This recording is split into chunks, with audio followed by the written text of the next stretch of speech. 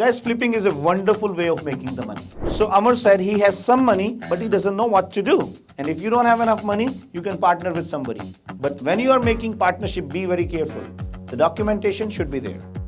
I have the fund to invest, Yes. but not sufficient enough. Right. But I want to know your strategies Yes. that you can explain to me or to anybody who want to learn how to invest and how to repay back. Yeah. I think that's a fantastic question. Give a round of applause for Amar, guys. Very, very practical questions. So let me first show this example to you that will give you a great idea. This is a project which was launched in 2019, and the launch price at that time was 380,000 for an unit which was 1 bedroom plus a den. In 2023, after 4 years, this project, the same unit which was sold for 380,000 is worth 684,000. Right? So you can easily, comfortably do the calculation that how the money can be made. Now let's come on to the Amar's question. So Amar said he has some money, but he doesn't know what to do. So there could be 2 or 3 scenarios. Let's talk about 2 or 3 situations. Let's say Amar has $50,000. Is that a good amount, Amar? Yeah. Let's say Amar has $50,000. He doesn't have $200,000. Yeah. He just have $50,000 to invest. Now that is not enough to make an investment where the down payment is needed $200,000. So Amar, if I would have been you, my first strategy is I'll go and do some research.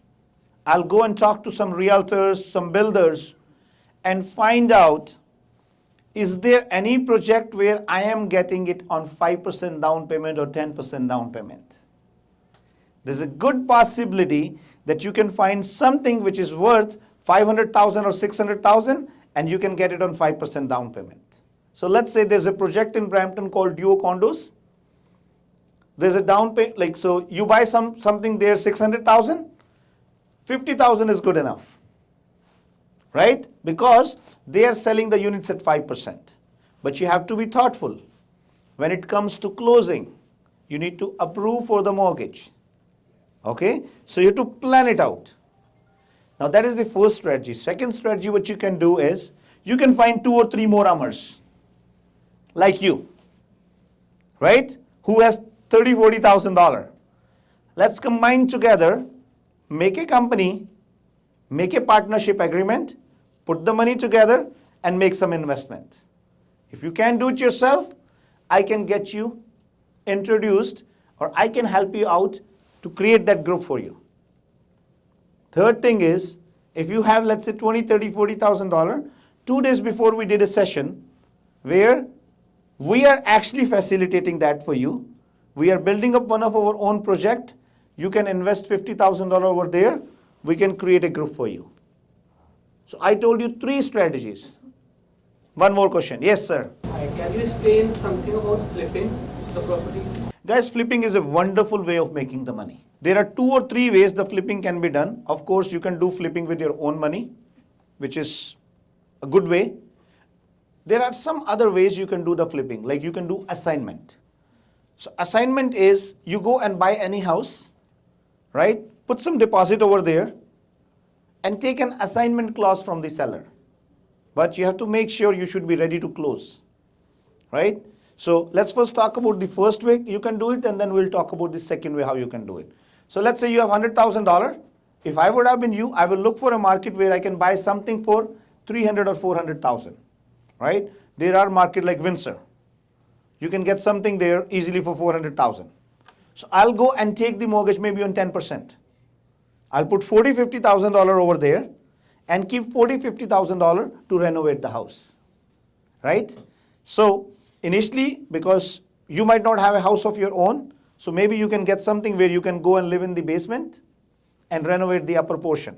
Once the upper portion is renovated, you can go and live upstairs and can renovate the basement, right? But you have to be very thoughtful about it. So in flipping, you need to have some cash flow to do the renos. It will take approximately 6 months time to you to complete the project. So you buy something today, took the closing for 60 days, Then you need another 30 to 60 days depending upon how good the contractor is, which most of the time they are not that good. Sometimes they can create some trouble for you. So keep it like at least 60 to 90 days time to renovate the house. And then another 1 to 2 months, especially in today's market, I would say have a margin of 3 months. So take that project for 8 to 9 months at least, right?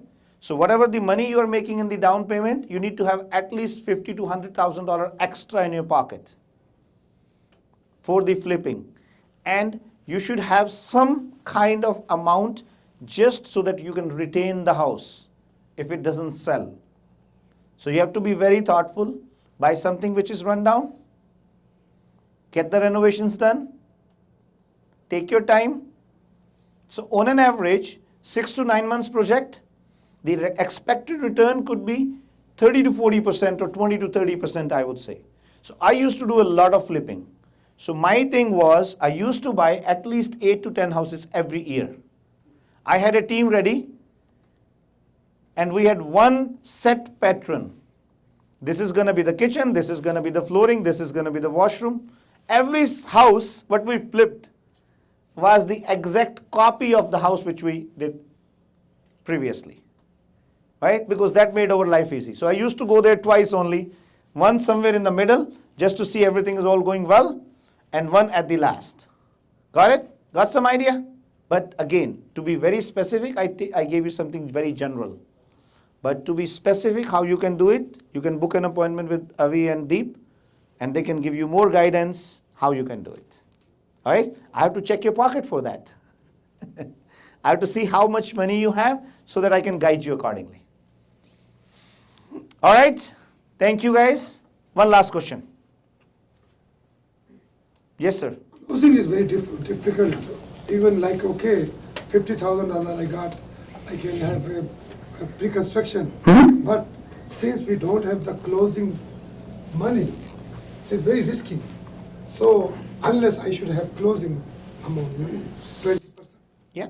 No, I'm like, see guys, this you have to plan. I'm not saying just if you have 50,000 in your pocket, you just go and buy something. You have to plan yourself. You have to plan. You should be ready to close the deal.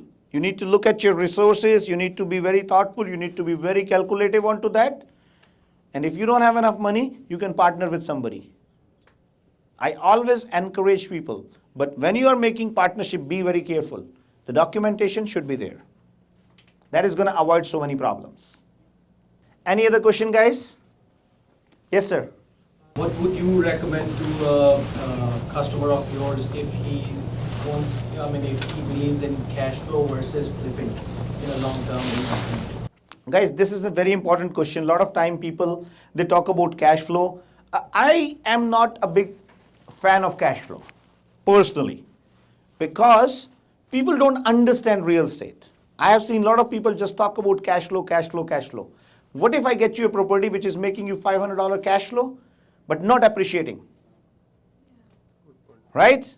I'm a firm believer of appreciation. I don't mind if I have to pay $500 each month into the house. So I'll give you a simple calculation for you to make you understand. Let's say if you have a property where you are making $500 cash flow, so you are making $6,000 a year. In 5 years, you're going to make $30,000. What if that house does not appreciate on a good pace? On the other hand, let's say if I take $500 from your pocket every month, and I take $30,000 from your pocket to buy a house which is negative cash flow, but this house is giving you $100,000 more appreciation than the house which you bought. Which one would you prefer? Guys, try to understand. Rent is just to pay your mortgage. With rent, with cash flow, you will never ever become rich. Cash flow is only good for those people who have lots of money and they are looking for cash flow. But if you have limited money, focus on the appreciation of the house. Right? Sometimes we deliberately keep our properties empty. No tenant, so that if I want to sell it anytime, if it's with the tenant, I have a headache to take the tenant out. Sometimes we just keep it empty. Just because I know this property is going to make me a lot of appreciation as compared to cash flow. But yes, if you still get stuck up with me, at the end of the day, guys, I have 3 small kids. I have to take care of them. I have to sell you. Right? No, sir. $20 now. Yes. What if the builder goes bankrupt? Does government provide any help? They cover the bank. Government, yes. Government provide you help. Government has opened a lot of temples, gurdwaras. You can go and do lunch there, have a dinner there. Nothing. Huh? No, your deposit is secured. So even if the builder gets bankrupt, you don't lose your money, because that money goes into the lawyer's trust account. It is fully insured, and your money is fully protected. So be rest assured. Yeah, sometime it might happen. Yes, Shilata. Like I asked the other question, like if we have 2-3 houses, Mhm. all are on mortgages, Mhm. so is it good to close that first house or whatever it is? Like close means like all 3 are mortgages, right? So is it good to invest again on another property or close? As long as you can afford and you can manage, yes. I have clients who has like more than 25 houses. Yes, It's also important you close the deals and own something. 100%. So that's a Yes. smart way of doing it. Absolutely. Guys, see, the thing is, you don't keep selling everything. So that's a very individual situation. It all depends upon your cash flow, your income, and so many other factors. But I can guide you depending upon your own personal situation onto that. All right, guys. So I think it was a fantastic evening. I really want to say thanks to all of you.